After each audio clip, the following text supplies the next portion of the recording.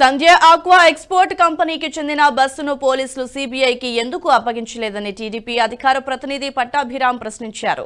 కాకినాడ జిల్లాలో బస్సును పోలీసులు తనిఖీ చేసి ఆ కంపెనీ వాళ్లకి ఎందుకు అప్పచెప్పారని నిలదీశారు. అమరావతిలోని టీడీపీ కేంద్ర కార్యాలయంలో పట్టాభి మీడియాతో మాట్లాడుతూ సీబీఐ అధికారులు తనిఖీలు చేస్తున్నారని, సంధ్య ఆక్వా కంపెనీ ప్రతినిధులకి ముందే ఎలా తెలుసని ప్రశ్నించారు. బస్సులో ఉంచిన హార్డ్ డిస్కులు, రికార్డులు సీబీఐకి అప్పగించాల్సింది పోయి కంపెనీ వాళ్లకి ఎలా ఇచ్చారంటూ మండిపడ్డారు.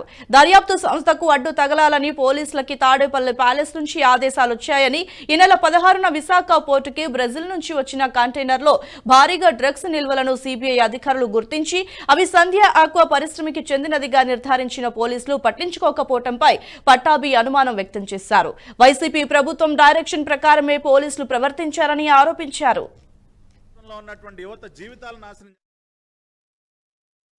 ఇవాళ ఈ మత్తు పదార్థాలకి బానిసలైనటువంటి అనేక మంది ఆత్మహత్యలు చేసుకుంటా ఉన్నారు. ఇవాళ ఇంకొక సర్వే రిపోర్ట్ కూడా బయటపడింది. రాష్ట్రంలో ఆత్మహత్యలు చేసుకుంటున్నటువంటి వారిలో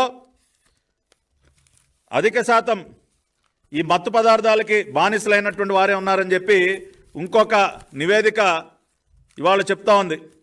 అంటే ఒక జనరేషన్ని ఏ రకంగా నాశనం చేస్తూ ఉన్నాడో చూడండి ఈ రాష్ట్ర ముఖ్యమంత్రి. కేవలం తన ధనదాహాన్ని తీర్చుకోవటం కోసం ఈ రకంగా మన బిడ్డల్ని మత్తు పదార్థాలకి బానిసలు చేసి వేల కోట్ల రూపాయల దిగమింగుతో మన బిడ్డల జీవితాలతో ఆడుకుంటా ఉన్నాడు ఈ రాష్ట్ర ముఖ్యమంత్రి.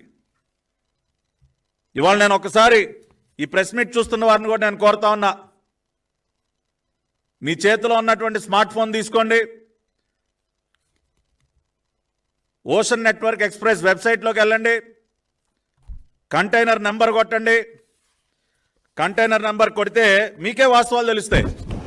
ఏ రకంగా ఇంకా ప్రజానీకాన్ని నమ్మించేటటువంటి ప్రయత్నం చేస్తూ ఉన్నారో ఓషన్ నెట్వర్క్ ఎక్స్ప్రెస్ వెబ్సైట్లోకి వెళ్ళి మీరే చెక్ చేయండి, మీరే వాస్తవాలు తెలుసుకోండి. కంటైనర్ ట్రాకింగ్ మొత్తం ఉంది దానిలో. ఏ రోజున ఎన్ని గంటలకి ఎన్ని నిమిషాలకి బయలుదేరింది, ఏ షిప్లో బయలుదేరింది, జర్మనీ ఎప్పుడు రీచ్ అయింది, అక్కడి నుంచి ఎప్పుడు బయలుదేరింది, విశాఖపట్నం ఎప్పుడు వచ్చింది.